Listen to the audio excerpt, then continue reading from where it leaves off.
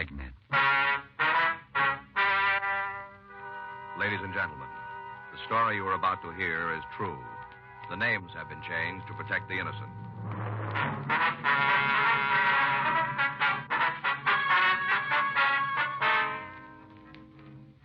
You're a detective sergeant. You're assigned to auto theft detail. The recovery rate of stolen automobiles in your city has dropped far below normal. Evidence points to an organized gang of car thieves. Your job? Break it up.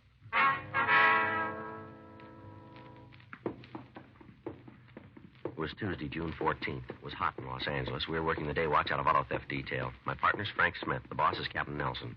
My name's Friday. We were on our way out from the office, and it was 11:27 a.m. when we got to 2564 Dewey Avenue. Apartment 3G. Want to try it again? Yeah. Yep. Oh, hi, Joe, Frank. Hi, Whitey. Hi. Come on in. Thanks. Come on out in the kitchen. I'm washing out some socks. You don't care if I finish up, do you? No, go ahead. I got up this morning. I figured I'd better get it done. Haven't got a clean pair to my name. Mm-hmm. Drag a chair and sit down. Thank you. What'd you want to see me about? Couple questions. I'm not in the fire, am I? Not with us. I couldn't remember anything. You never know. No. What is it? You still working at that garage? Night shift. Check in at 4. This got something to do with my job? Might have, yeah. Look, fellas, you know the history. I'm not going to try and hand you a lot of slush, but I'm clean. Half a dozen guys will tell you that. I haven't got off the line since the last time I was tagged. Well, you're in no trouble, Whitey. We figured maybe you could give us a hand. Here's the switch. Hmm? Me giving you some help. Usually works the other way. What are you looking for? A lot of cars going someplace, Whitey. We're trying to find out where and who's driving them. Thought maybe you might have heard a rumble. There's always something going around. You got anything? Won't do me any good if it goes outside. We won't open the door. There's supposed to be 3 of them. What do you know about them? 2 men and a woman. 2 fellas are supposed to be pretty heavy. Any names? No, they're playing it pretty close. Even the rumble's not solid. Mm-hmm. A couple of days ago, I talked to a guy down at the garage. He was telling me about the operation, said it was big. You know the people? Enough to be in the same bar. Told me he tried to get a piece of the action, but they're not cutting any of it. Can we talk to this guy? I can't stop you, but I can't give you a hand either. What do you mean? I can't tell you where to find him. Does he come around the garage much? No, he comes in once in a while, talks, nothing regular. What's he do for a living? Drives. Hmm? Stock car races. Oh, I see. Has he got a name? Call him Tops. I don't know the rest. You know what he's talking about? I think so. He likes to yak, but he sounded straight on this. To give you any details on the operation? I didn't ask a lot. I figure the less I know about deals like this, the less I can get in trouble. Yeah. Look at that. Huh? The way that sock is worn. Argyle, good ones. Cost me $5. Look at that hole in the heel, right in the middle of the 2 colors. How do you mend a sock like that? What do you mean? Well, how do you sew it up? Use one color and it louses up the Argyle part. Use the color of the Argyle and it'll go into the foot part. Sock people ought to figure some way around it. Yeah. Might as well throw them away. Any word on what they're doing with the cars? I didn't hear it. They turning up? No, not where we can find them. Smart. Are they local people, Whitey? I don't know. I don't think so. I can't tell you why. I just don't think they're from L.A. Mm-hmm. They scoring pretty good? Yeah, they are. Last 2 weeks, we figured they've taken a half a dozen cars. Well, how do you lay it on them? Well, the way they're working, the M.O. points to the same gang. What's the pattern? Cars are taken in the early morning hours from in front of the owner's house. Jumper wires? Yeah, all late models. They won't touch anything that isn't fully equipped. Any special make? No, as long as the car's a radio and a heater, white sidewalls, they want it. They're not turning up, huh? No. Well, maybe they're getting them out of the country. No, it doesn't figure. We've had the border checked. San Diego's working on it. 2 of the jobs, we had the broadcast out within half hour after the car was taken. We couldn't turn anything. Just seemed to disappear. You must have a big parking lot. Yeah. You said the 2 men were heavy. That's right. Well, how'd you come up with that? Well, the guy who told me the story, you know, Tops? Yeah.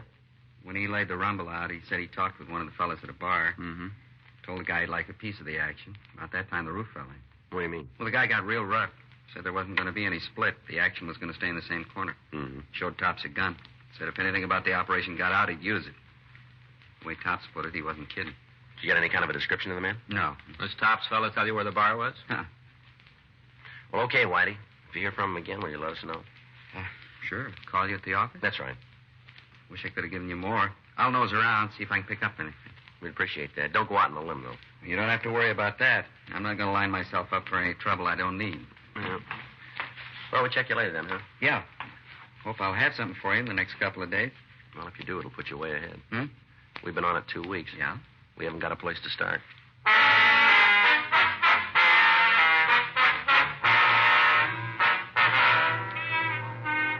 Saturday, May 27th, the first theft had been reported. The victim said he'd parked his car in front of his house and returned an hour later to find it gone. An immediate local and APB had been gotten out, but the vehicle wasn't found. 3 days later, on May 30th, there was another theft. Same M.O. In spite of all our precautions, the thefts continued. To date, 7 automobiles had been taken, and none of them had been recovered. All possible sources of information had been checked out without result. Outlets for stolen cars had been kept under 24-hour surveillance without netting any new information. The stats office had made runs on each theft and on the general M.O. When the list they returned to us was checked, we were no closer to the thieves. Pressure from the victims and their insurance companies began to build, but there apparently wasn't anything we could do to stop the operation. Frank and I went back to the office and ran the name and description of the man known as Tops through the moniker file. There was no record of such a person. 2 more days passed. Another car was stolen. People in the immediate vicinity were questioned, but none of them had seen the thief. Saturday, June 18th, 11:40 a.m. Okay. Auto theft, Smith. Yeah? Oh, yeah. Can you hold him? Right. Be right there. Yeah. Get your coat. It was Whitey calling us from the garage. What's he got? That fella Tops. Yeah. He just walked in.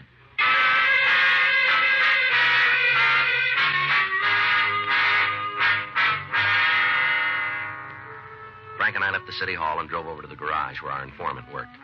He pointed out an elderly man in the rear of the place. We identified ourselves and asked him to step into the office. What do you want to see me about? Just a couple of questions. Well, I ain't done nothing. No reason for you to roust me around. You're not being rousted. Well, it sure looks like it from here. You want to sit down? I'd rather stand up. It's all the same to you. All right, suit yourself. You want a cigarette? Yeah. Frank? Yeah, thanks. I got a light. Frank. What's your real name, Tops? Henry Grayson. What do you do for a living? When I can get a car, I race. Stock car? Yeah. Where? Around, different tracks. You live here in L.A.? Most of the time, come back when I'm not working. You got a job now? No, figure to go back east next week. Think I can line something up. Hey, look, you maybe got a lot of time to kill. I haven't. Why don't you tell me what this is all about so I can get out of here? You ever been arrested? Huh? You ever been in jail? Yeah. What charge? Well, they didn't make it stick. Well, what were you arrested for? Grand theft. Auto or money? Auto. Do any time? I told you, they didn't make it stick. Where'd this happen? Idaho. That's your only arrest, huh? A couple of times for a bag. They hold you? No, give me a floater. Mm-hmm. Come on, you guys are after something. What is it? You know anything about a gang of car thieves that have been working here in town? What? Stolen cars? Oh, why should I have anything on it? We heard you did. From where? We heard it. Is it true? Lousy Whitey. He told you, didn't he? It's not important where we got the information. We're trying to find out if it's true. Then you'll have to look someplace else. I got nothing for you. Where'd you get the nickname Tops? Huh? It's a funny name. How'd you get it? Well, when I was a kid, I had real blonde hair, almost white. Other kids call me Cotton Top, shortened it down. Mm-hmm. You like driving for a living? It's all right. Better than working. You do pretty good at it? Hmm?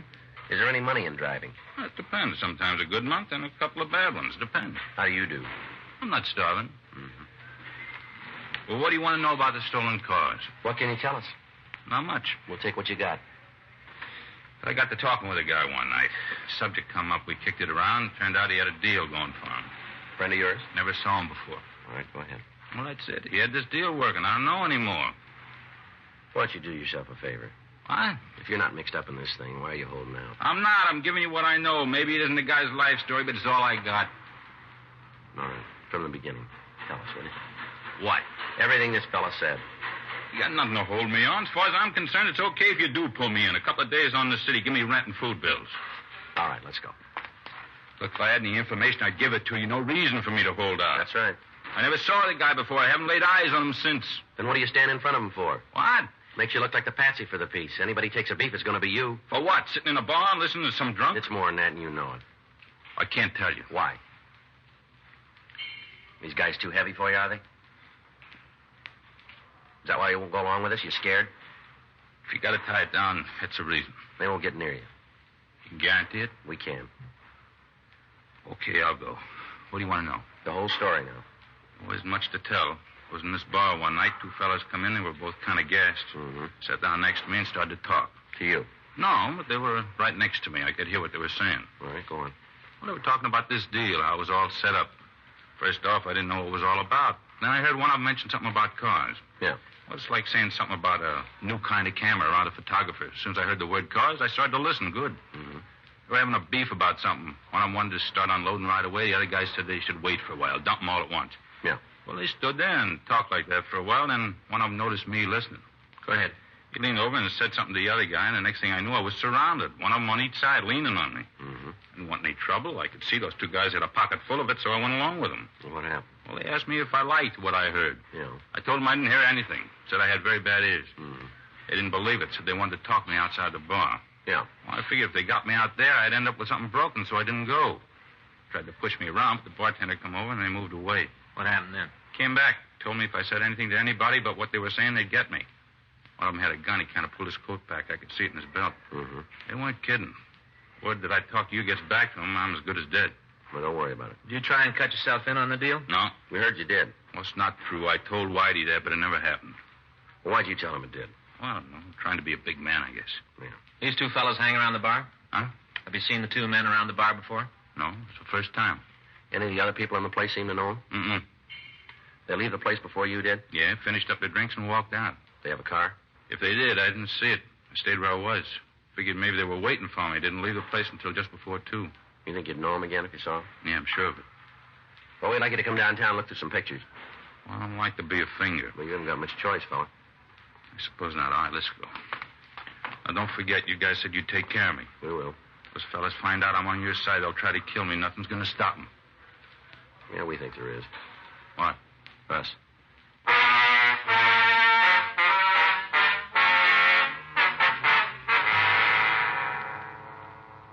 We took Henry Grayson back to the city hall and had him check the mug books. He was unable to identify the suspects. We ran his name through the record section and found that he had no arrests in the state of California.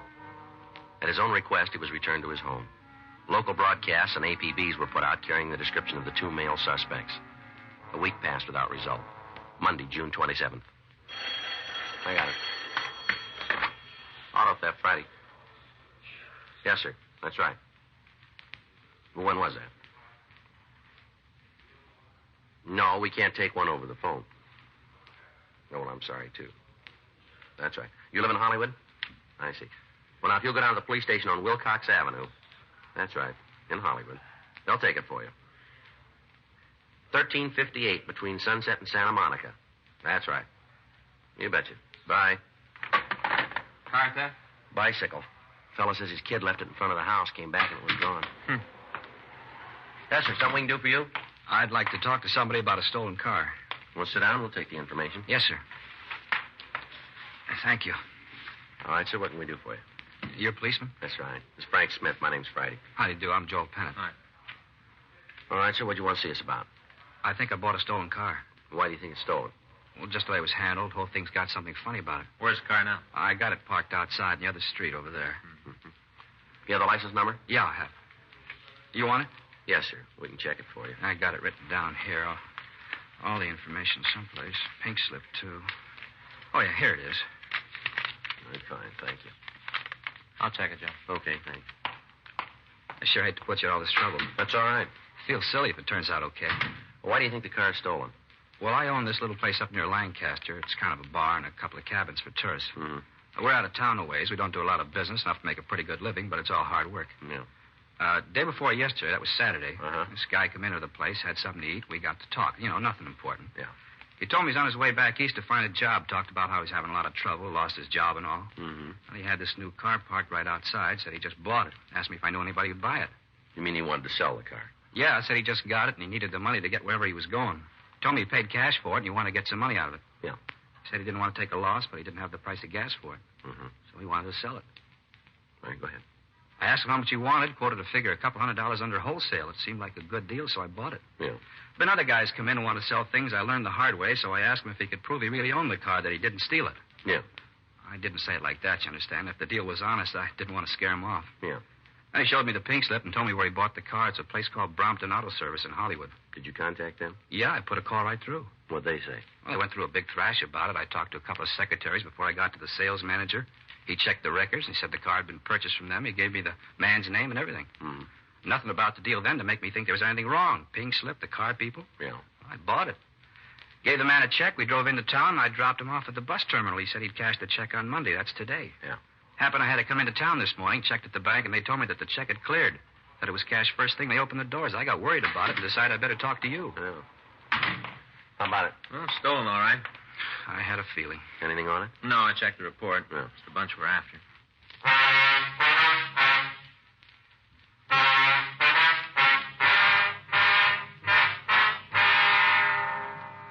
While the victim, Joel Pennant, looked through the mug books, Frank and I went over to the bank and picked up the check the suspect had cashed. The name on the pink slip had been run through R&I, but there was no record on it.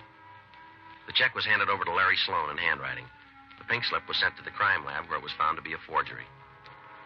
We checked the phone book for a listing on the Brompton Auto Service, but we found none. The victim had made a note of the phone number, and from it we were able to obtain the address where the telephone was installed. It was a large office building on 7th Street. Frank and I went over to see the superintendent. Yeah, this is where they were at 9:26. When'd they move out? Oh, sometime over the weekend. I'm not sure of the day. I'm off on Saturday and Sunday. I see. Will hardly ever come down to the building on my day off. Yes, sir. How long were they in the office? Oh, a couple of weeks. Said they wanted the place for a month. They paid for it in advance. They told me if things worked out, they'd take a lease. Yes. Guess things didn't work out. Did they leave any forwarding address? No, they didn't. What can you tell us about them? Not much. I only talked to them a couple of times. Seemed nice enough. Did they tell you what kind of business they were in? No, said they were trying to get a new product started. Told me most of their work would be over the phone. Did they pay for the office by check or cash, do you know? Cash. Said they didn't have their checks printed up yet. They use a name of any kind? I don't think I understand you. Did they call each other by name? Yeah, they did when they were looking over the office. Do you remember them? Let me think a minute. Well, it comes to me, one of them was called Tom. The other one was named Ralph. No last name? No, I didn't hear them. What about the woman? I called her Lerner. Remember that when they introduced her? Nicky Lerner. Has the office been cleaned since they left? No, it hasn't. All right, sir. We'd like to have some men from our office go over the place. Sure. Glad to help any way I can. Fine, thank you. Can you come downtown and look at some pictures for us? The criminals? Well, of some possible suspects.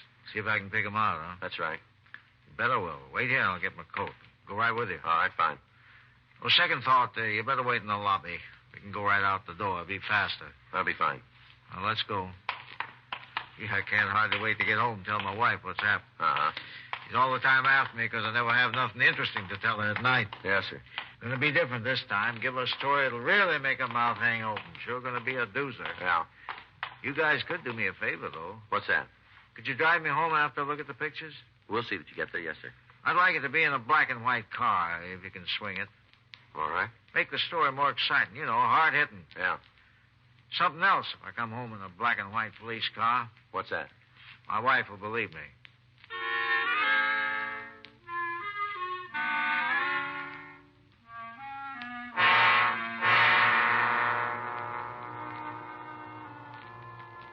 We took the superintendent down to the city hall, but he failed to identify the suspects. The crime lab crew went over the office they had used, but they were unable to find any useful information. Another week passed. During that time, we had reports that 4 of the stolen cars had been sold. The circumstances in each case were the same. In each instance, we checked out the address the suspects had used as a front without result. Tuesday, July 5th, Frank and I walked into the squad room. Well, it's not the same, Joe. Not the same at all. It's all changed. It has. Sure? Don't make any difference how you try. It just doesn't come off. What are you talking about? The 4th, Joe. The 4th. The 4th, huh? Yeah. Remember how when we were kids they had firecrackers and them torpedo things you threw against buildings, stuff like that? Yeah. No more. All they got now is sparklers, and them fountain things. Is that so? Yeah. Well, they're nice. They look pretty, but it's not the same. Mm-hmm.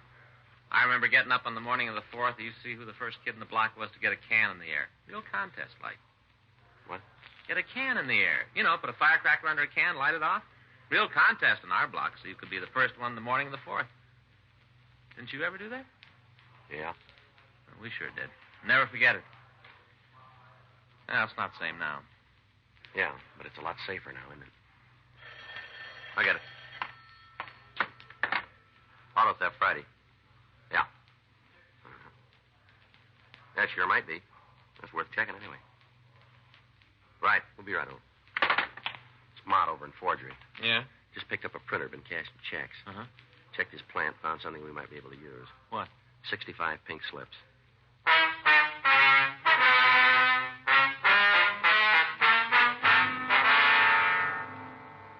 We went over to room 29 and met with Sergeant Hal Mott. He told us that he and his partner had picked up a suspect on suspicion of forgery. When they searched the man's home, they found a printing plant where the suspect had been making up phony checks.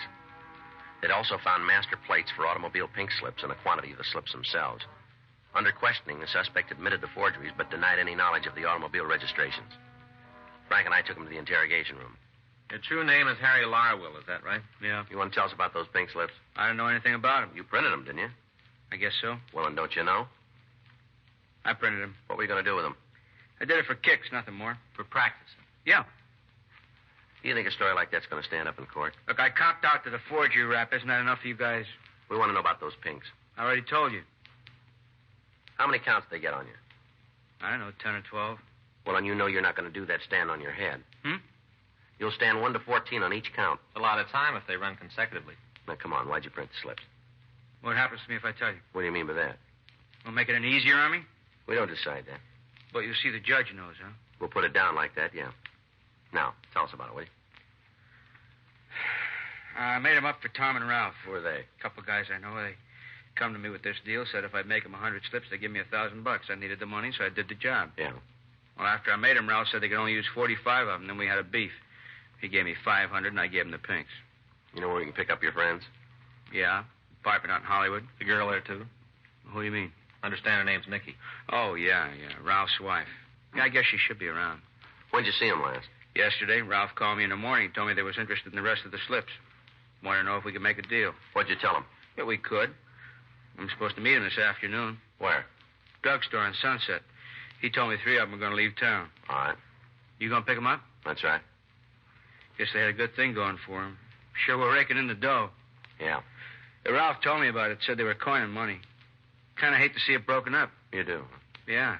Good deal like that. Good ones are hard to come by these days. Takes a lot of time to set one up. Mm-hmm. Break this one up, they'll have to sit down and figure another way to make a buck. Kind of hurts to think about it. It does. Yeah, good deal like that shot. It really hurts me. Think what it's going to do to them. The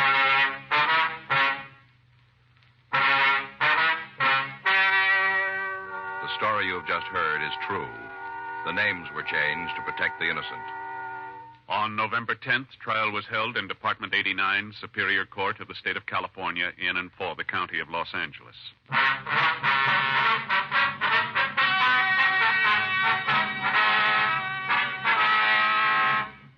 Ralph Norwood Prescott, Thomas Dean Bolton, and Nicky Lerner Prescott were tried and convicted of grand theft auto, 5 counts, and received punishment as prescribed by law. Grand theft auto is punishable by imprisonment for a period of from 1 to 10 years in the state penitentiary. Ladies and gentlemen, careless driving is kid stuff. Most automobile accidents happen when we forget to act our age and drive carefully.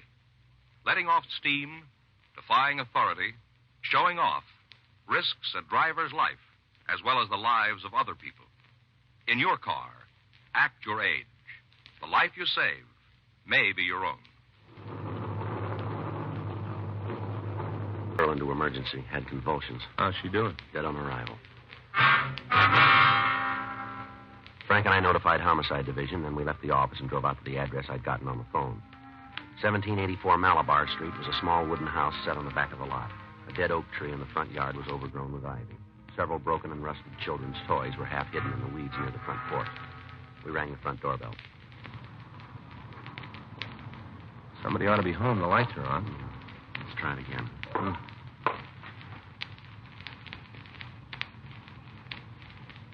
Yeah, somebody's coming. Yes, Miss Manson, that's right. What do you want? police officers would like to talk to you. We have to go through it all again. Don't you think I feel bad enough about it? We're sorry to bother you, ma'am, but there's some questions we have to ask you. All right, come on in. You might as well sit down. Thank you. Thanks. This is Frank Smith, and my name's Friday. How do you do, Miss Manson? Hello. You're the child's aunt, is that right? Yeah, her mother and my sister. And where's her mother? I don't know. Been trying to get in touch with her. Left messages all over town, but I guess she ain't got any of them. The child stay with you, does she? Yeah. Been here since she was 6 months old. Feel like she was my own. Mm-hmm. I got 3 kids myself, all boys. Always wanted a girl. When Joan said I could have Melissa, it made me feel real good. Like a daughter of my own, real good. Mm-hmm. No, it didn't make any difference to Joan. None at all. Wasn't anything that mattered much to her. I always thought Melissa was something that shouldn't have happened. In the way, that's what she said. Yes, ma'am. In the way. Mm-hmm. What happened this evening? What do you mean? Well, you're the one who called the hospital, aren't you? Yeah. As soon as I knew there was something wrong, I called him. Mm-hmm. What happened? Well, this is Sunday. Yes. Every Sunday morning, Joan comes by and picks up Melissa, takes her for the day. Mm-hmm. Just like always, she was here this morning. Yes, ma'am. Going to be a big day. She told the baby they were going up to Griffith Park to the zoo, see the animals. Mm-hmm.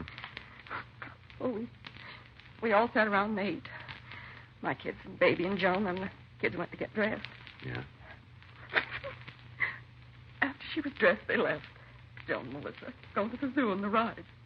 Real big day, real big. Mm-hmm. About 6 they came back. That's this evening? Yeah, 6 o'clock. The baby didn't look real good, kind of hot and flushed. Yeah. I asked Joan if she'd given her a lot of junk. She said no, nothing that had hurt her. That's what she said. Mm-hmm. Just came in the house and then she left.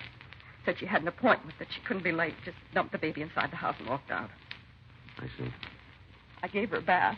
Thought it might make her feel better. She was running a little fever. Warm bath's supposed to bring down her temperature. Yes, ma'am. Didn't do any good at all. I asked her if she was hungry. She said she was, so I gave her some dinner. Had no more than taken one bite, and she had the first fit. Mm-hmm. Sitting right there at the table, and she had it. I didn't know what to do. Never had nothing happen like that before. I didn't know what to give her. Did you call a doctor? Yeah. We don't have a telephone, so I went down to the corner. There's a booth at the gas station. Yeah. Didn't want to leave the baby alone, but there wasn't any other way. Nothing else I could do. All right. Go ahead, please. Doctor wasn't at home. I left word for him to come right over, and then I came back. Didn't no sooner walk into the house than she had another fit. Scared me to death. Poor little thing sitting there. I could see she was in pain, terrible pain, and there wasn't anything I could do for her. Mm-hmm. I just couldn't wait anymore. I went back and called the emergency hospital, asked them to send an ambulance. Told them it was important and to send somebody right away. A couple of minutes after that, the men got here and took her away. Poor little thing. Yes, ma'am. She looked at me, like asking me to stop the pain, begging me, almost tore my heart right out of my chest to see her. So little. Almost killed me. Yes. She was dead when they got her there. Didn't even live long enough for them to try and save her. Not even that long. Yes, ma'am, we know. Just a baby. 2 years old and she's dead. Just a tiny little baby.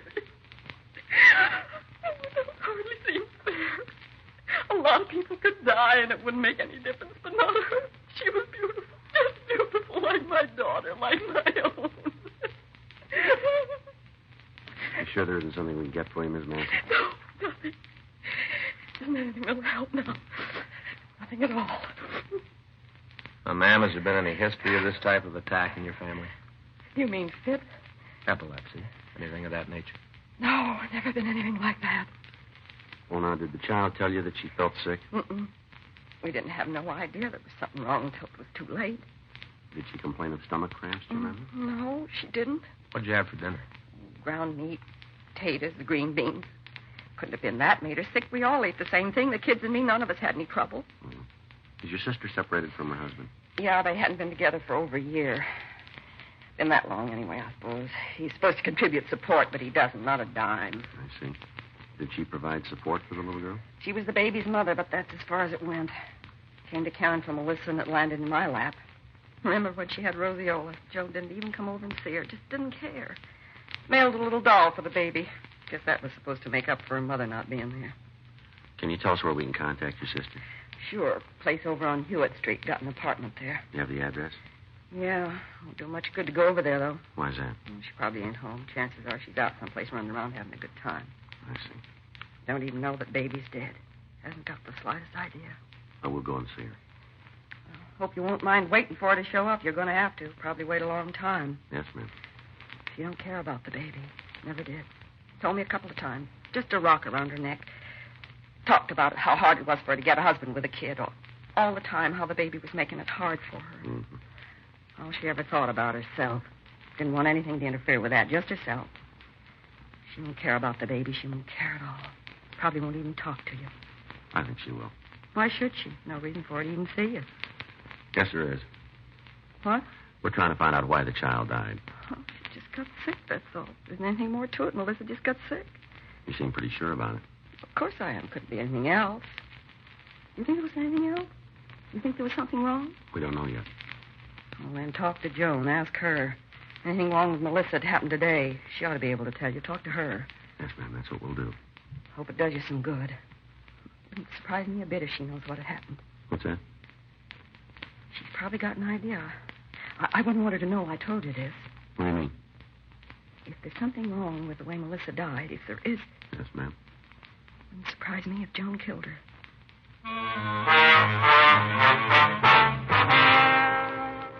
Frank and I left the house and drove over to the apartment on Hewitt Street. The name on the mailbox read Joan Guyman. We rang the bell, but there was no answer. We talked to the landlady, a Mrs. Enid Findon. She told us that the Guyman woman had left the place about 7:15 in the company of a man, and she hadn't returned. We asked her what she could tell us about Miss Guyman. Kind of hard to say right off. She's funny, you know how I mean?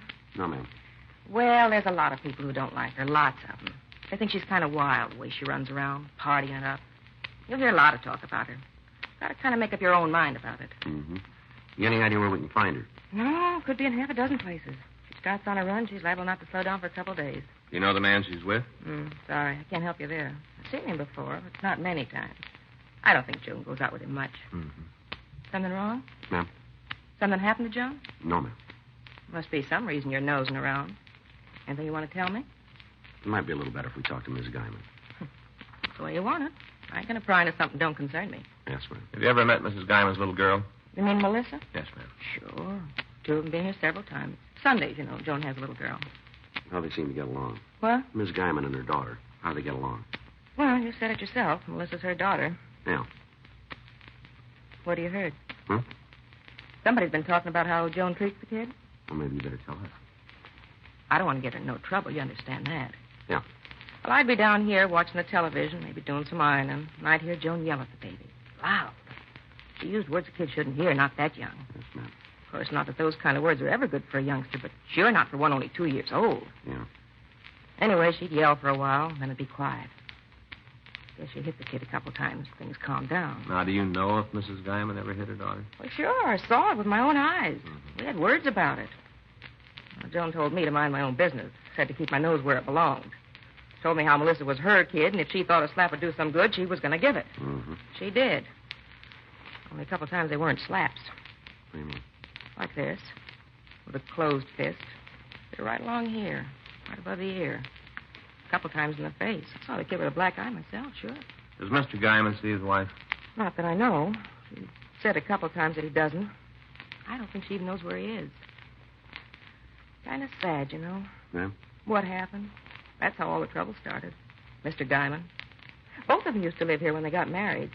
First off, they seemed pretty happy. Didn't have no idea there was anything wrong. Mm-hmm. Then when the baby was born, the trouble started. Wasn't long before the whole building knew about it. Of course, there was a couple of people who had an idea before. What's that? About her. Ma'am? Oh, running around, down to the bars, drinking, talking with other men. Now, I'm not a prude. Never been anybody who could say that about me. Nobody. Mm-hmm. But I just don't believe in married women doing it. Not them. That's what caused the trouble then, huh? You just put it down to that. Oh, my, they had some big arguments. Big ones. Hear them all over the building.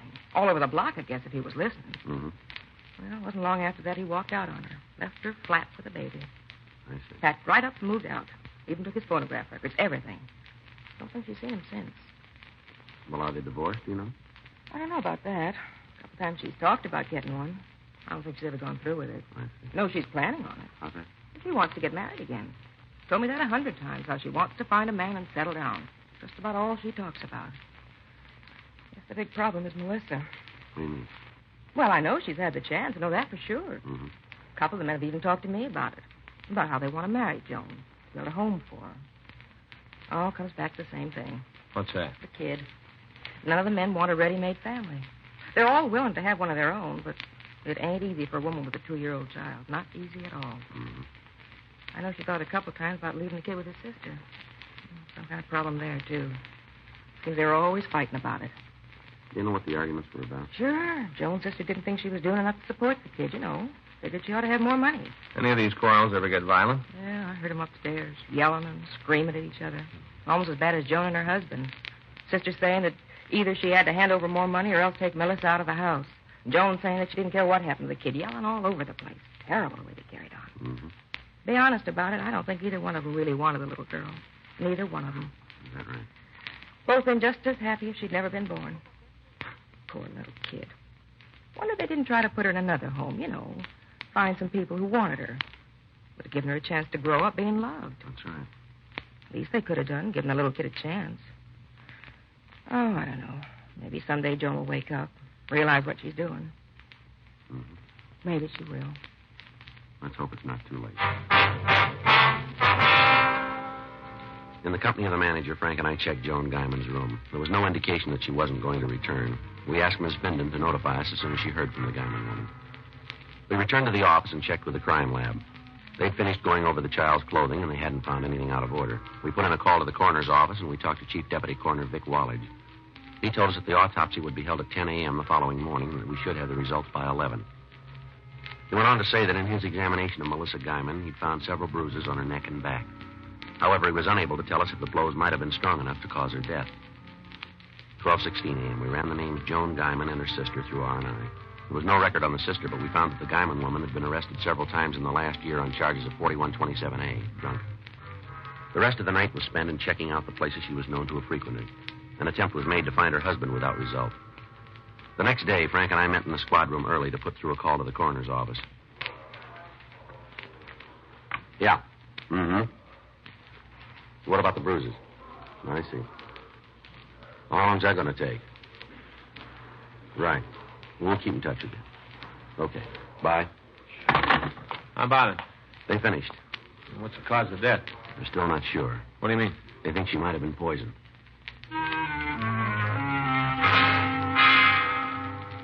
The autopsy had failed to show the cause of death of Melissa Guyman. Further tests were to be conducted. In the meantime, the search for her mother continued. A check with the landlady showed the victim's mother hadn't returned to her home during the night. We contacted her sister, but she told us she hadn't heard from Joan Guyman. The afternoon papers carried a story on the little girl's death. Frank and I checked with Sergeant J. Allen again, but he hadn't come up with anything new. 3:20 p.m. You want to go out and see the sister? I don't think it's going to do much good. She said she'd call if she heard anything. Yeah. I got it. You have an old spare? Yeah, that's right. Yeah, we have. Well, where are you? All right, stay right there. That's right. Huh? As soon as we can. Joan Guyman. Where is she? Bar down on East 5th. She know about the little girl? Yeah, wants to see us right away. Well, that makes us even. She's got more of a reason. Says she killed her daughter.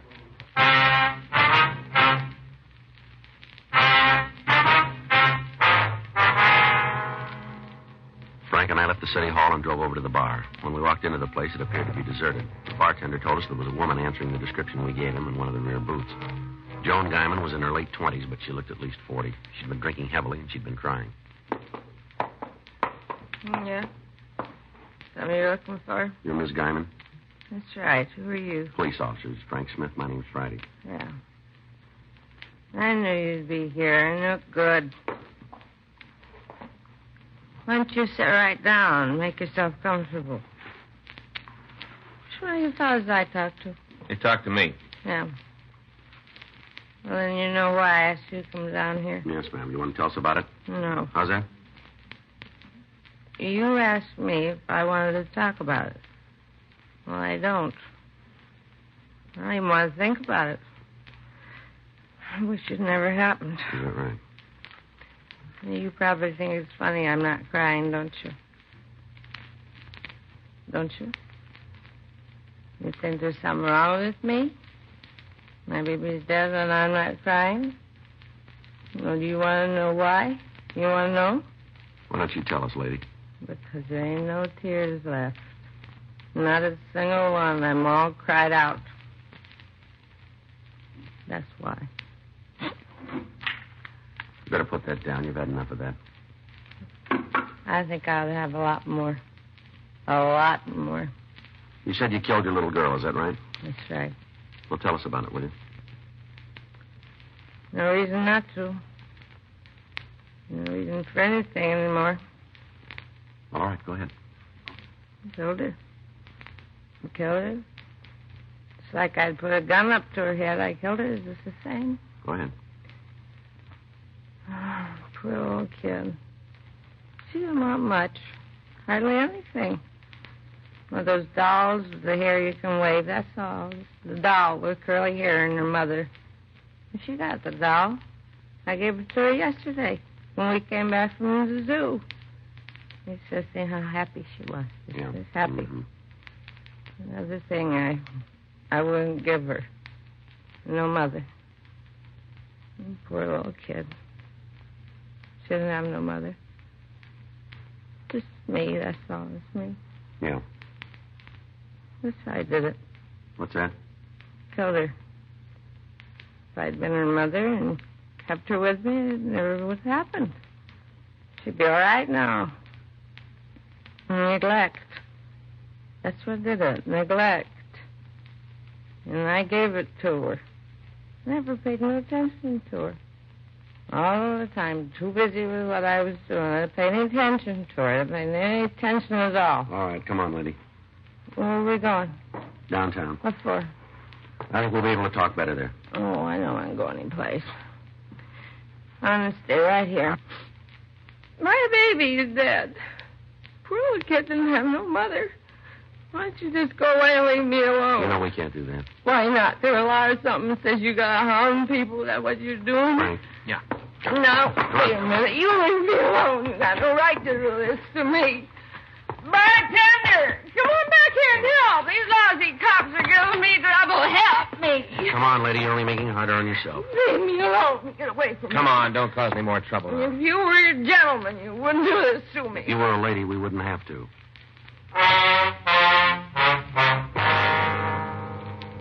We took the woman back to the city hall. After several cups of hot coffee, she straightened out enough to give us a story. She went over each step of the previous day, naming all the places she and her daughter had gone and all of the foods they'd eaten. There was no apparent cause for the child's death. In talking to her, we found that the child was wearing different clothing when she was brought to the hospital. Frank and I drove out to Mrs. Guyman's sister's home and picked up the dress and the coat the little girl had worn. It was turned over to the crime lab, 2:15 p.m. Funeral Friday. Yeah. I don't know. We'll have to check it. Right. Yeah, as soon as we know. Right. Ray Pinker over at the lab. Yeah? Just finished going over the little girl's dress. Find anything? A couple of stains. Yeah? Traces of poison. Along with the crew from the crime lab, Frank, Mrs. Guyman, and I went back to her apartment where a thorough search was started.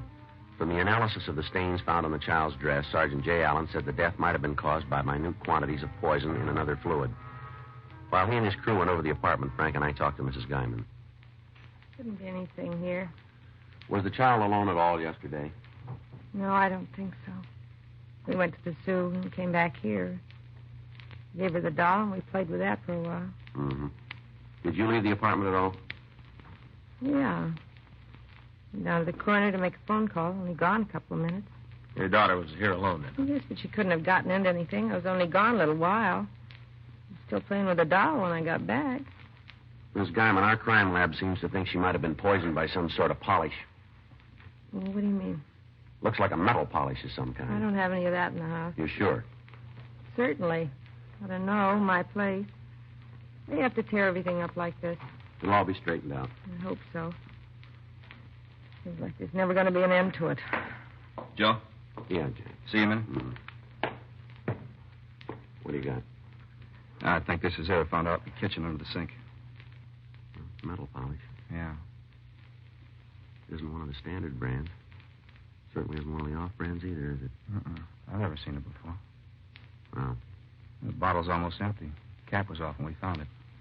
any chance it might have spilled out? No, it doesn't look like it. Not on the floor around the bottle. Hey, you want to come out in the kitchen? We'll check it for prints. All right. We got the kid out there. All right. Can you tell for sure, Jay? No, we can get an idea, though. There, Joe, it's coming through. You see there? Yeah. What do you think? Have to roll the child's prints to be sure. Looks like it, though. The fingers are pretty small. There, you can see yourself. Pretty tiny. I guess that does it. Mm-hmm. Okay, thanks, Jay. What'd they find? You know how it happened? We think so, yeah. How? We found an empty bottle of metal polish in the kitchen. Looks like your daughter drank some of it. She couldn't have. I was with her all the time. She couldn't have gotten to it. You said you left her alone. But not that long. She didn't have time. I was only gone a couple of minutes. That's all. Just a couple of minutes. That was long enough. It's not true. Just making it up, trying to make it all my fault. No, ma'am. Yes, you are. You're trying to make out I did kill her. You're saying it's my fault. Well, it isn't. Well, then you tell us. Huh? Whose fault is it?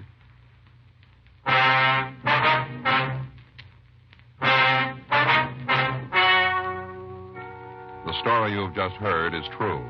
The names were changed to protect the innocent. On August 18th, an inquest was held in the coroner's office in and for the county of Los Angeles, state of California.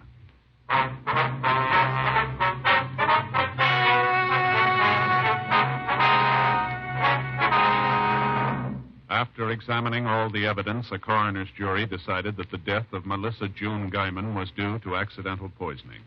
You have just heard Dragnet, the authentic story of your police force in action, and starring Jack Webb, a presentation of the United States Armed Forces Radio Service.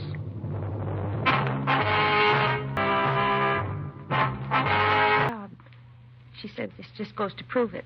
I'm sure she's mistaken. Sure, Mr. Orlean wouldn't do anything wrong. Mr. Orlean? Oh, he's my boss, my employer, Henry Orlean. Mm-hmm. The thing is, he's disappeared. Yeah. All of a sudden. And when did you see him last? Friday. Friday evening when I left the office, 5 p.m. Have you checked with his home? I don't know where he lives. He never told me. I see. He's never gone out of town before.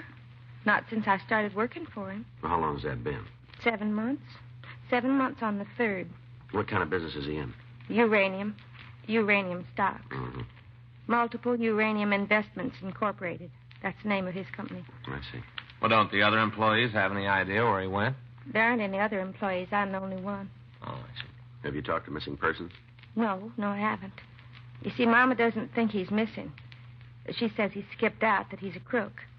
Does your mother know this, Mr. Orlean? Only what I've told her about him. They've never met. She's been suspicious from the very beginning, though. Afraid I don't follow you. Well, it's kind of hard to explain. Well, how's that? You see, the thing is, Mama just can't understand why he ever hired me. The employment office sent me to see him, along with 7 or 8 other secretaries. Mr. Orlean picked me out from all the rest. Was there something strange in that? Well, the truth is, I'm not much of a stenographer. Not a real good one, that is. I get kind of nervous whenever I have to take dictation, and my typing's just fair, too. I could do real clean copy if they'd just let me take my time, but they never do. Is that right? Except for Mr. Orlean. He doesn't rush me or get me all upset.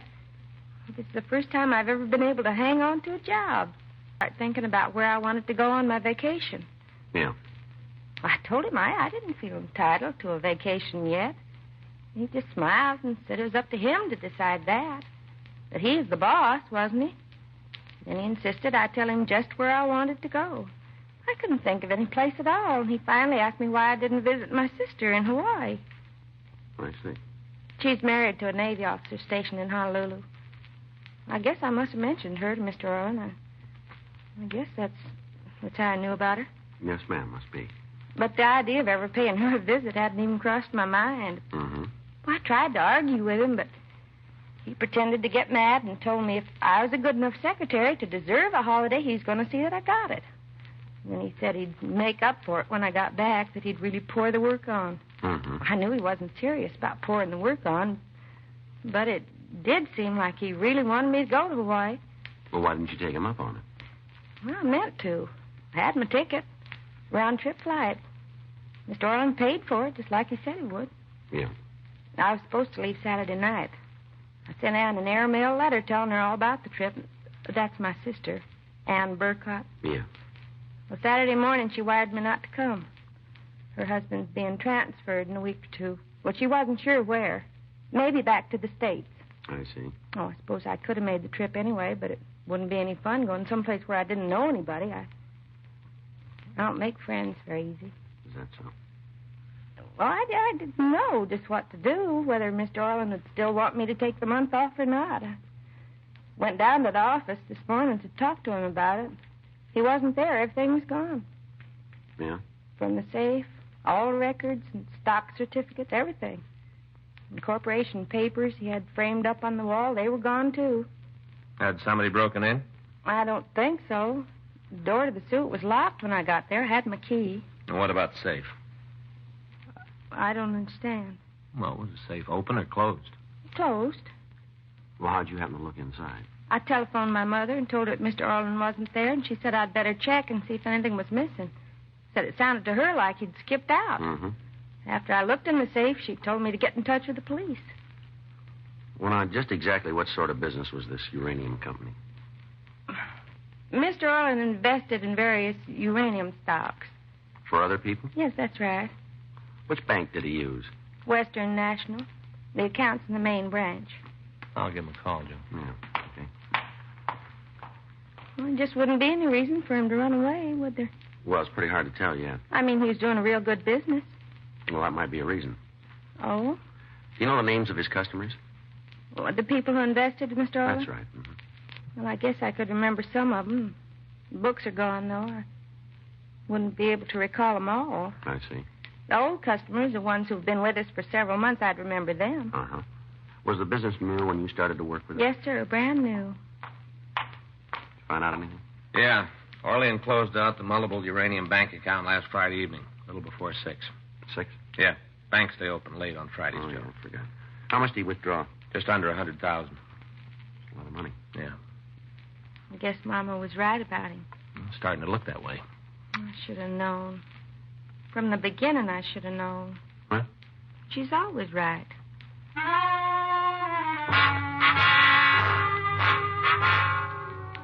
While Frank put in a call to Sacramento to check on the corporate status of multiple uranium investments, I asked Clara Gibbons to give me a detailed description of the suspect.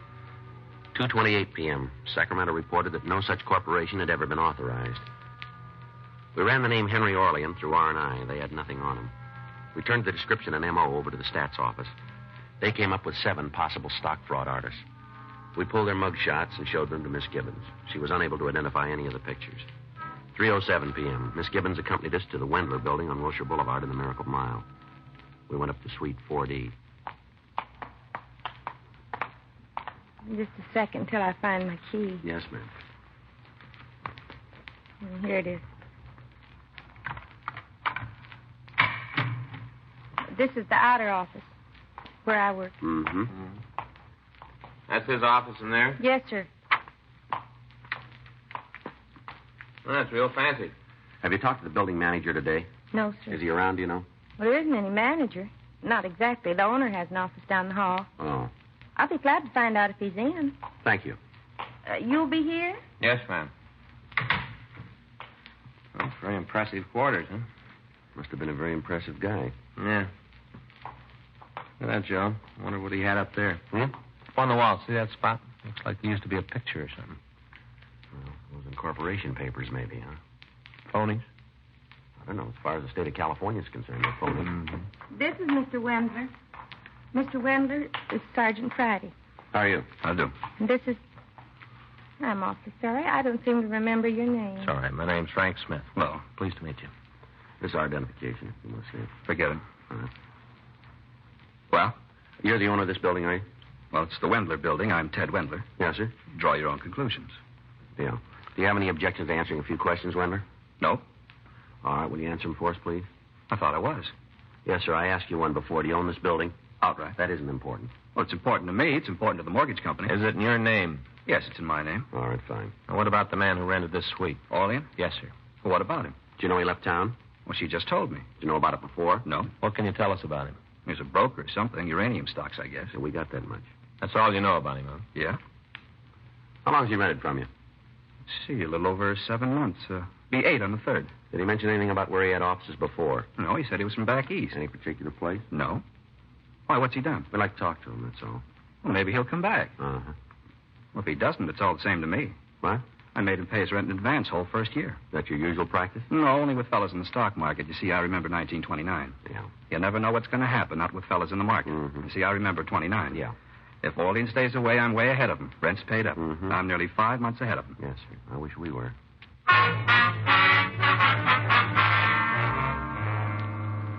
Ted Wendler confirmed Miss Gibbons' description of the suspect and insisted he could tell us nothing further about the man. While a crew from the crime lab went over the offices, we again questioned Clara Gibbons. She gave us the names and addresses of some of the people who had invested money with Orlean. 4:48 p.m., the crime lab reported that they'd been unable to discover any useful fingerprints in the suite. The only physical evidence they had uncovered was a copy of a prospectus which purported to list various securities owned by multiple uranium investments. It had fallen behind a filing cabinet. The next day, May 19th, Frank and I checked with several of the uranium companies listed on the prospectus. They all informed us that none of their stock had ever been purchased by Multiple Uranium Incorporated or Henry Orlean. 3:13 p.m. Frank and I drove out to interview one of the victims. Would you like to sit down? Thank you. Miss Custis, do you know a man named Henry Orlean? Yes. Yes, I know him. Why?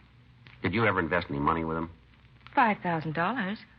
Nothing's happened to Mr. Orlean. We aren't sure yet. How'd you happen to give him the money? Well, it was some insurance my husband left me. Yes, ma'am. I'd kept it in savings, didn't bring in much interest. When I heard about Mr. Orlean's company... Where'd you hear about it? Do you remember? At the hospital. Ma'am? St. Agnes Children's Hospital. Oh? I spend a day a week there helping out in the charity ward. I see. I'm on some of the committees, too, fundraising, things like that. Yes, ma'am. Oh, I'm not one of the big people behind the work, but somebody has to get out and dig for the little donations, too. Yes, ma'am, they do. And I have quite a bit of free time now. Do you remember who it was that first mentioned Mr. Orlean to you? I think it was Mrs. Lorrington. Lorrington? Yes, Mrs. Arthur Lorrington. You must have heard of her. She does so much charity work around town. She's very prominent socially. Yes, ma'am. Just what did she say about Mr. Orlean's company? Well, she wasn't talking to me exactly. One afternoon, when she was showing some people the plans for the new clinic, I guess she was asking them for some contributions. That's how it sounded. And one of the ladies said it all depended on how well her husband's stocks did during the next quarter. I see. And Mrs. Lorrington laughed and told her husband ought to be in Multiple Uranium, but he wouldn't have anything to worry about. Go on. Well, that was all I heard. They went on to the next room. Afterwards, I got to thinking, if this uranium stock was good enough for Mrs. Lorrington, maybe I ought to check into it. You're always hearing about people making fortunes in uranium. Yes, ma'am. Well, I looked up the company in the phone book and talked to Mr. Orlean. At first, he wasn't very anxious for me to invest, but when I told him I knew Mrs. Lorrington, he said he'd take me in as a favor to her. When was all this? Oh, about 4 months ago. Have you seen Mr. Orlean since? No. You heard from him? Not directly. I get a dividend check every month, though. Stock's paying very well. I figured it out. On a yearly basis, it'll come to over 30%. You can't do much better than that. No, ma'am. I told some of my friends about it, too, so they could get in on it. Well, thank you very much, ma'am. You still haven't explained what this is all about. Well, we're trying to get in touch with Mr. Orlean, that's all. Oh, the Wendler building on Wilshire Boulevard. That's where his office is, the Wendler building. Yes, ma'am. Isn't he there? No, he isn't. I don't understand. Orlean seems to have disappeared. What about my money? I'm afraid that went with him. Why, that isn't possible. He couldn't have. Mrs. Lorrington said it was a good stock. Yes, ma'am. We'll talk to her about it. Well, he paid me dividends every month. Good dividends. Yeah, well, I wouldn't count on any more of them. What? Why, I'll bring charges against him. I'll have him put in jail. He'll find out. But that's all you need, isn't it? Somebody to bring charges? No, ma'am, not quite. Well, what do you mean? We need him.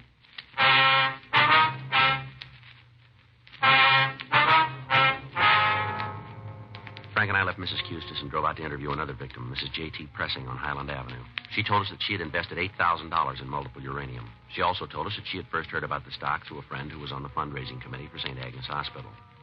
We interviewed 3 more victims. All of them were in some way associated with the hospital or were acquainted with Mrs. Arthur Lorrington. 8:45 p.m., we drove up to the Lorrington estate in Bel Air. A maid showed us into the library and said that Mrs. Lorrington would see us in a few minutes. Hey, Joe. Yeah. That's her. Hmm? Up there on the wall, that painting, that's Mrs. Lorrington. Yeah. Saw it in the Sunday paper once. Society page. Mm-hmm. Real honest to gosh artist did it. You don't say. Mm-hmm. Probably flatters her a lot. Maybe. Oh, it's bound to. What makes you think so? Well, it stands to reason, Joe. If all a person wants is a good likeness, a photographer ought to do the trick. Yeah. Artists know that, too. They do. Mm-hmm. Figures they want something else. Want to look better, so he flatters them. Oh, I see. That's the way it works. Are you gentlemen waiting for me? Ms. Lorrington? That's right. We're police officers. This is Frank Smith. My name's Friday. Well, I'm sure it's my husband you want to talk to. Unfortunately, he's in San Francisco on a business trip. No, ma'am. We'd like to talk to you if you don't mind. You know a man named Henry Orlean? Orlean? That's it, yeah. The name sounds familiar, but I meet so many people, it's hard to be certain. Have you ever heard of a stock called Multiple Uranium Incorporated? Oh, yes, of course. Well, I didn't associate the two for a moment. That's Mr. Orlean's company, isn't it? Yes, ma'am. Do you have any money invested in that stock? No, not me personally, but I can vouch for the company if that's what you want to know. Mm-hmm. You see, I'm on the fundraising committee for St. Agnes Hospital. Matter of fact, I'm the chairman. Yes, ma'am, we know. And we do own some of Mr. Orlean's stock. The hospital, that is. But tell us, how'd you happen to buy it? Oh, we didn't. It was a donation. Would you mind telling us from who? Oh, no, not a bit. Mr. Orlean himself. I see. When did he give it to you? Last year, September. Yes, it was September. The Charity Bazaar. I don't recall the exact date, but I can find out for you. Well, September's close enough. Just what was this bazaar? A party here at my home. We opened the grounds to the general public. A garden party and auction combined. An auction? Mm-hmm. Some of the motion picture people donated the items we sold, and all the money went to the hospital. Mm-hmm. We raised over $25,000, not counting what Mr. Orlean gave us. Mm-hmm. That's the stock donation. That's right. He congratulated me on the bazaar. He seemed to be very interested in charity work. I said we would certainly use his help, and he offered to do whatever he could. Go ahead, please. He said that unfortunately he couldn't give us cash at the moment. He mumbled something about a tax problem. I'm not really too clear about those things. Everyone seems to be having tax problems nowadays. Mm-hmm. So instead of an outright gift, he offered us a block of stock in his company. I see. Now, just how much stock was involved? 500 shares, I think. Yes, something like that. At any rate, he said the market value of what he was giving us would be in the neighborhood of $10,000. Did he tell you anything else about it? He didn't go into the details of his corporation, and I certainly didn't question him. You don't look a gift horse in the mouth. Yes, ma'am. All I recall, he said his company owned shares in other uranium companies so that the money was well diversified. Now, was that all? Yes, I believe so. Except that he made one request. What was it? He asked me not to sell the stock for at least a year. Did he give you a reason? Oh, yes. He said that within a year's time it would double in market value. And in the meantime, the hospital would be receiving excellent dividends. I see. As a matter of fact, the dividends have been remarkable. Mm-hmm. Something like $500 a month, I believe our treasurer told me. Mr. Orlean must be a very shrewd investor. Did you ever discuss this uranium stock with any of your friends, Mrs. Lawrence? Why, yes, once or twice. One of our committee meetings, when we were going over the books, we were surprised at the return it was paying us. We all talked about it then. I suppose I may have mentioned it since. Mm-hmm. Just in conversation. Yes, ma'am. Is Mr. Orlean upset that I told other people about his company? I didn't know he wanted it kept secret. No, he wanted you to tell him. Well, then. Several people that you discussed multiple uranium with invested in the company as a result. It's a perfectly sound investment. No, ma'am. What? Orlean has disappeared, and so is their money. I'm sure you're mistaken. The stock he sold him was phony. So was the stock he gave your hospital fund. It couldn't be. Look at the dividends it paid. That was just good advertising. You mean he used the hospital? He used me? I'm afraid so. I just don't know what to say. I've never been involved in a situation like this before. Yes, ma'am. It's terribly distressing. Well, I know it's not my fault, but I can't help thinking I should have been more careful, more discreet. Well, I'm sorry. I'm afraid you'll have to excuse me. I don't feel like talking anymore. I'm very upset. We understand. Anita will show you out. We'll find a way. Let's go. Oh. I was just looking at that painting up there again. No, I was right, Joe. Platters are.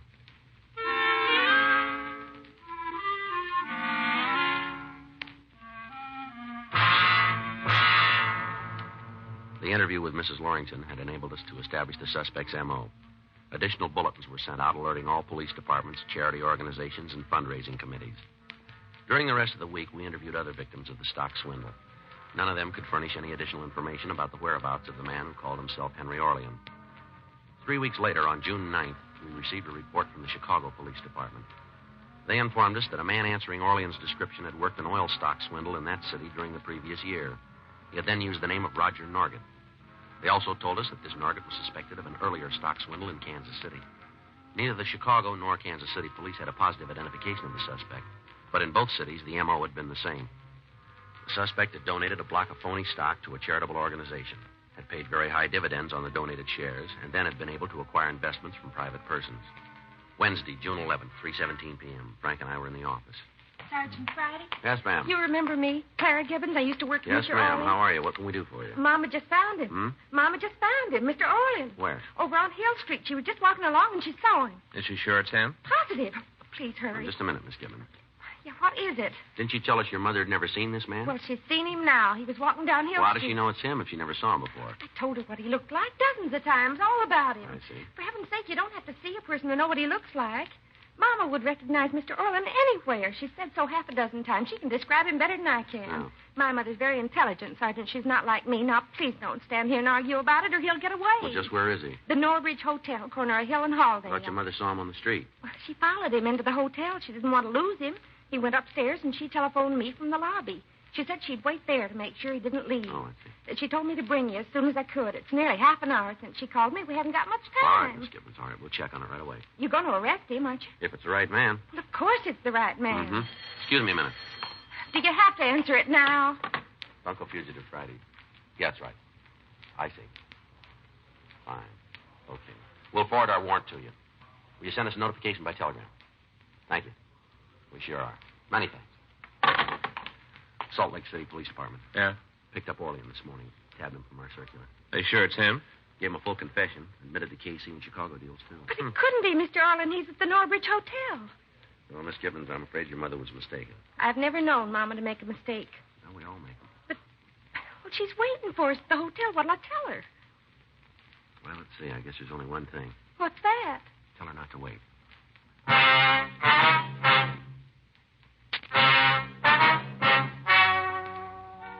The story you have just heard is true.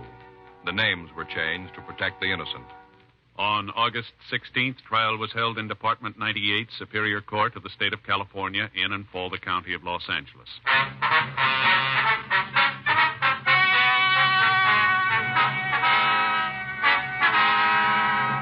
Francis Caxton Wheatley, alias Henry Orlean, alias Roger Norgett, was tried and convicted of grand theft, 7 counts, and received sentence as prescribed by law. Grand theft is punishable by imprisonment in the county jail for no more than 1 year, or in the state prison for not less than 1 or more than 10 years. Holds were placed on the suspect by the states of Illinois and Missouri at the termination of his sentence in San Quentin.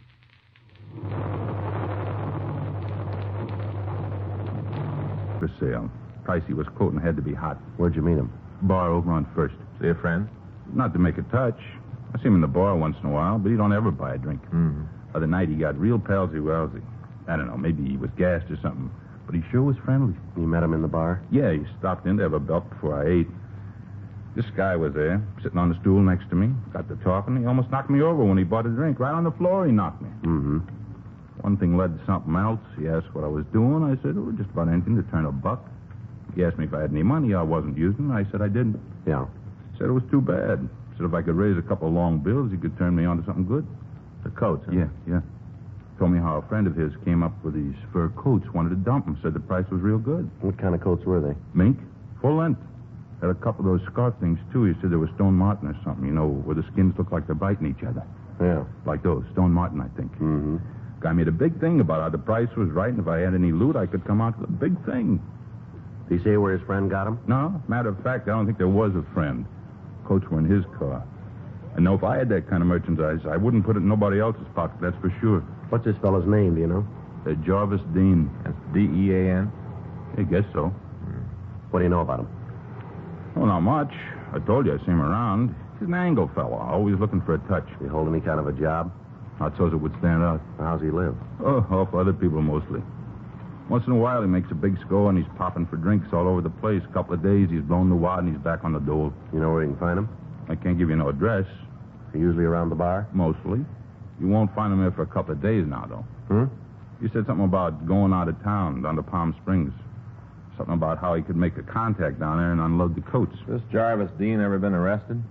Well, I don't know. We didn't spend a lot of time talking about jails. Figures, though. What do you mean?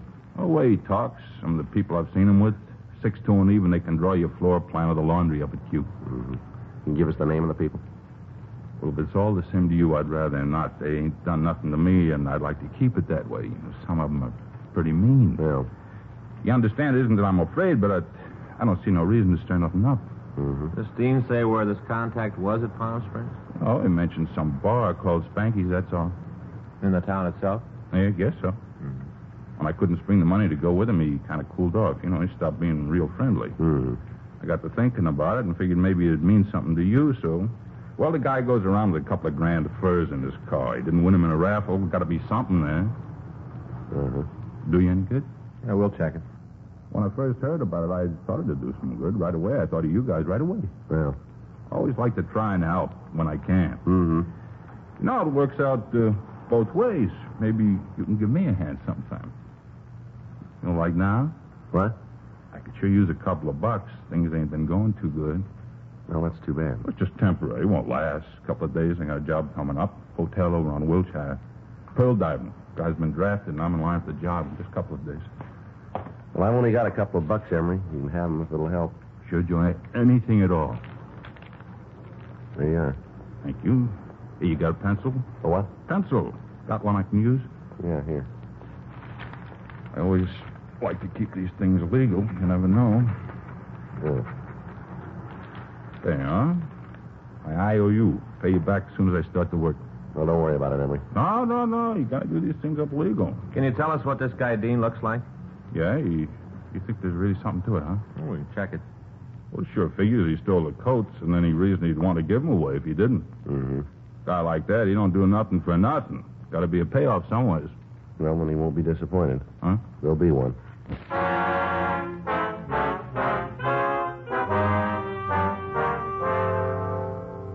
Frank and I got the description of Jarvis Dean and the car he was driving, then we returned to the office. We had the name run through R&I, and we found a record. The mugshot was pulled and shown to Emery Docks. He said it was the man who tried to sell him the coats. We put out a local broadcast and an APB on the suspect and his car. 11:25 a.m. Cade Bowen was questioned again, but he refused to give us any information on whether or not Dean was his accomplice in the burglary. At 2:30 that afternoon, Frank and I met with Captain Bernard in his office. You think it's the Hendricks loot? Should be. We've checked around. There haven't been any other thefts that would cover it. Got the list? Yeah, here. Thanks. Well, you can see right there, Skipper. 2 mink coats, 1 Stone Martin scarf. Mm-hmm. What about the jewelry? Well, he didn't say anything about it. Doesn't mean it's not there. Mm-hmm. What about this bar in Palm Springs you mentioned? Spanky's? Yeah. You know anything about it? We know where it is. What kind of place is it? Resort Town Bar. What about the reputation? Clean. We never had any reports about it. Uh-huh. You think that's where they'll turn the stuff? Well, we don't know. All we got's the name. Someplace to look. More than we've had. You can't get anything out of Bowen? He won't even admit he's in Los Angeles. What's he got to say about the evidence? Just sits and looks at us. And Palm Springs is the only lead you got? That's it. Okay, trot it down. Can you leave right away? I can. How about you, Smith? Just call Fay. That's it, then.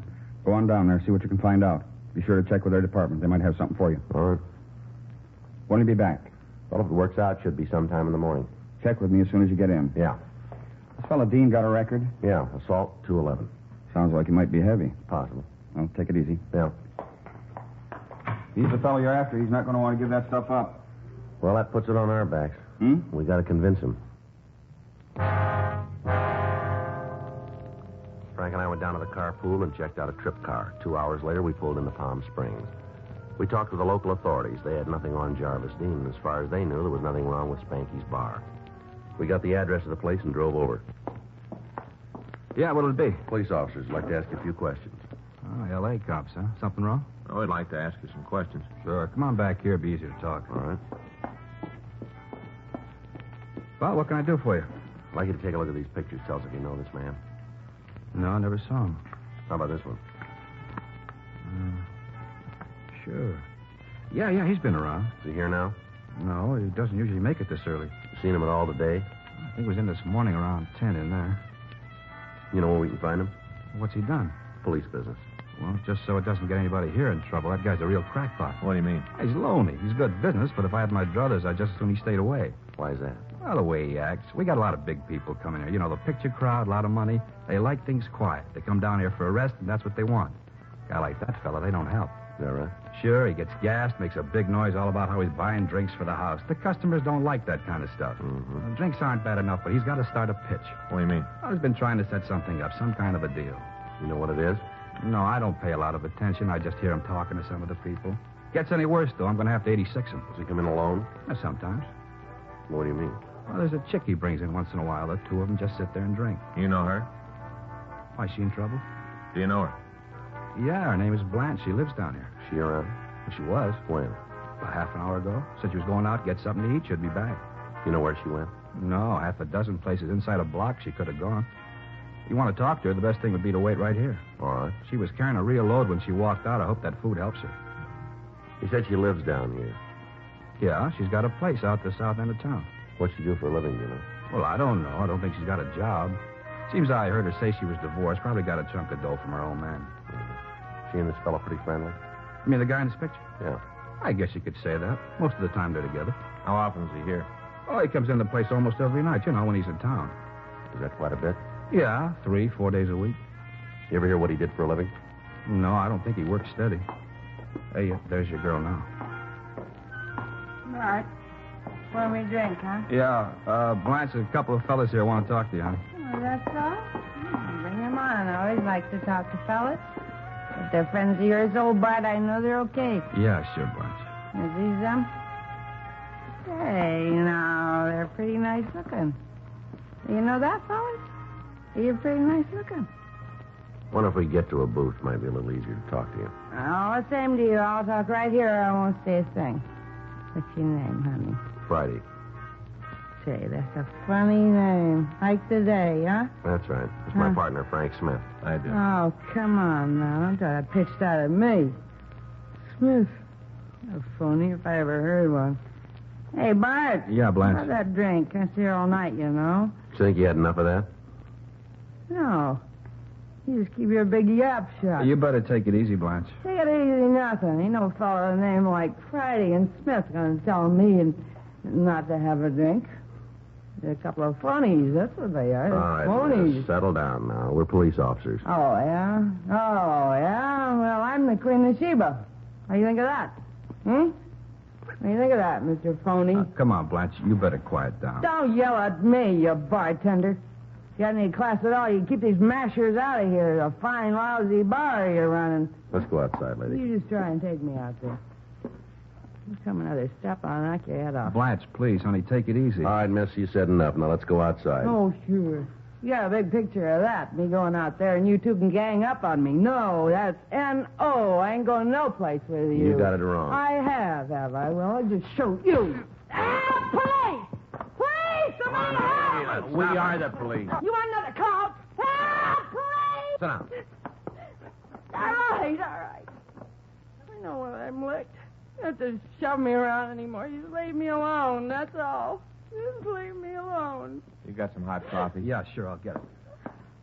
Bring it back to this booth here, will you? Come on, everything's going to be all right, lady. All right. No, it isn't. Not ever again. Not ever. All right, sit down there.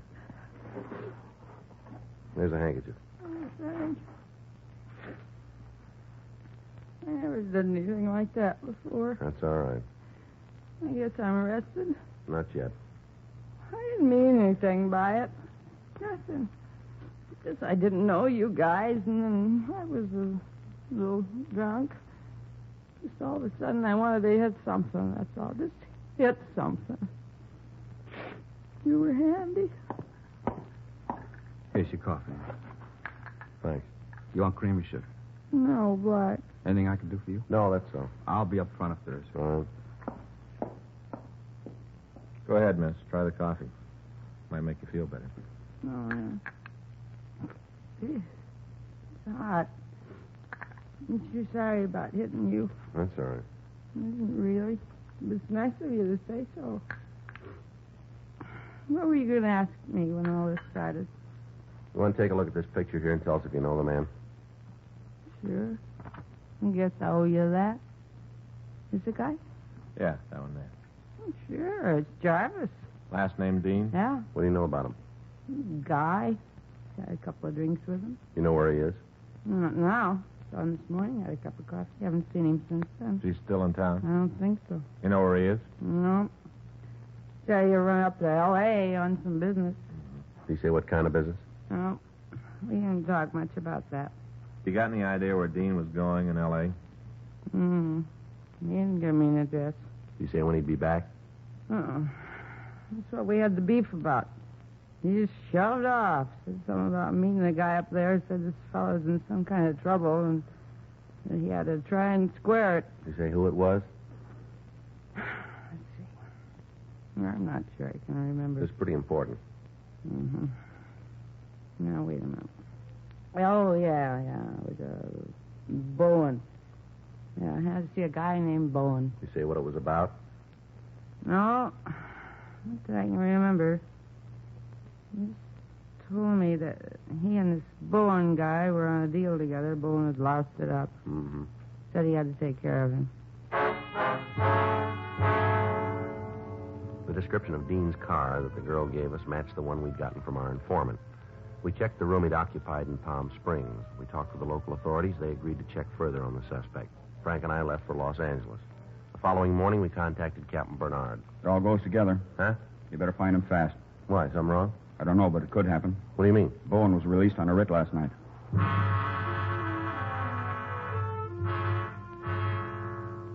Additional bulletins were gotten out on both men. Bowen's house was put under surveillance, and all of his known hangouts were watched. 2 days passed without word. And then on Thursday, March 10th at 10:57 a.m., Frank and I got back to the office from checking out a lead. Ready? Yeah. Note in the book for you. Important. Thank you.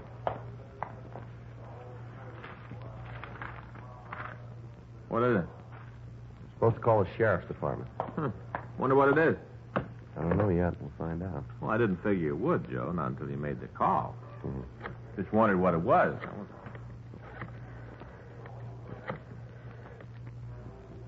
Dave Terry, please. Well, Dave? Joe Friday. No, we haven't. Where? Any idea when that happened? No, we better come over and see you. Right. Bye.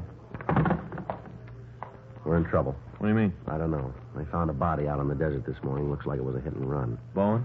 No, Jarvis Dean.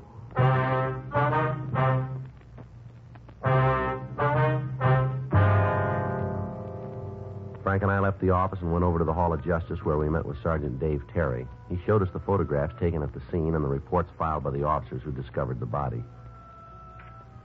From the appearance, it had been struck by a car traveling at high speed. A thorough search had been made of the area, but no trace of Jarvis Dean's car could be found. There was no apparent explanation as to how he'd gotten out on the desert. Another local and an APB was gotten out asking that Cade Bowen be picked up for questioning on suspicion of murder. A week went by. There was no word of the suspect. Border stations had been alerted in the event he tried to escape into Mexico. Checkpoints at the California-Nevada border had descriptions of both the car and the suspect. Saturday, March 19th, Frank and I got back from the stats office. Well, that's another dead end. Yeah. Where to now? Well, we can check with the skipper, see if he's got any ideas. All right. Come on in. Where you been? Been looking for you. Stats office. They just finished a run. They didn't come up with anything. You don't need it. Huh? You got half the country looking for Bowen, and he's in your pocket. What do you mean? Main jail. Picked up last night in a 502. Cade Bowen had been picked up the night before at the corner of 7th and Hill Streets. He'd been observed by a radio car driving in an erratic manner and had refused to stop when the officers directed him to. After a 10-block chase, he'd been halted, but when the officers asked to see his identification, he told them he didn't have any. He was taken to the main jail and booked on charges of drunk driving. A check of his fingerprints had revealed his name, and we were notified. His car had been impounded, and the crime lab was going over it. We had the suspect brought to the city hall. What is it this time? I held up the Federal Reserve?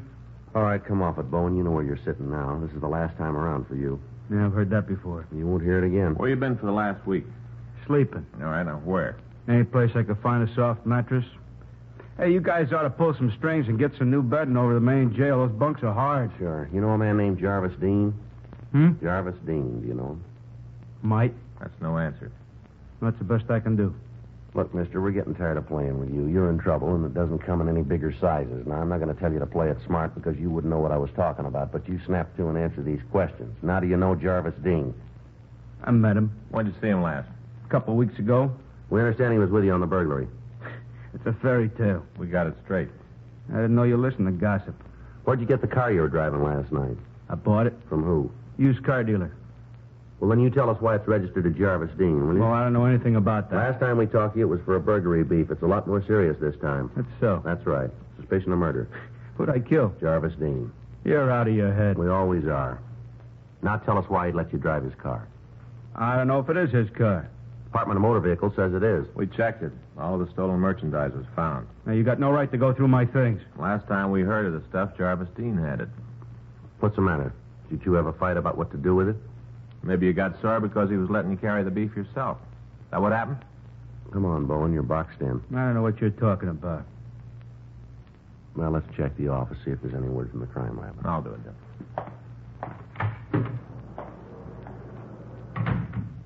Tell you what, cop. Hmm? You win, I'll tell you. About Dean? I don't know anything about him. I'm talking about the burglary. Yeah. I did it. You don't have to go any further. No deal. We got you on something bigger. I think we can make that hold up. Look, I'm willing to cop out to the other. How'd you do? Well, here's the report. Well, that wraps it up. Yeah. All right, Bowen, let's go. Huh? We don't have to talk to you anymore. The crime lab just finished going over the car. Yeah? They found where you had that fender repaired. Well, some drunk ran into me. They checked the springs underneath, found traces of fabric, matched the jacket Dean had on when he was killed. We got enough to make you on it. You can't prove I was driving the car. Now, there's no way you can prove it. We think we can. Go ahead. You just take it into court. Try. By the time you get through, the judge and the jury will be laughing. Is that right? Sure. They'll tell you how far out you are. They'll laugh right in your face. They'll tell you something, too. Yeah? And they won't be laughing.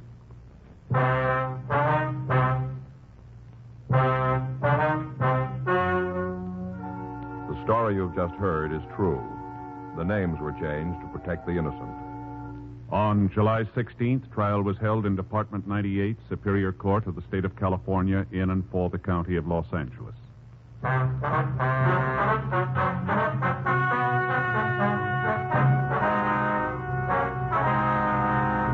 Cade Neil Bowen was tried and convicted of murder in the first degree and received sentence as prescribed by law. On recommendation of the jury, he was sentenced to life imprisonment in the state penitentiary, San Quentin. You have just heard Dragnet, the authentic story of your police force in action, and starring Jack Webb, a presentation of the United States Armed Forces Radio.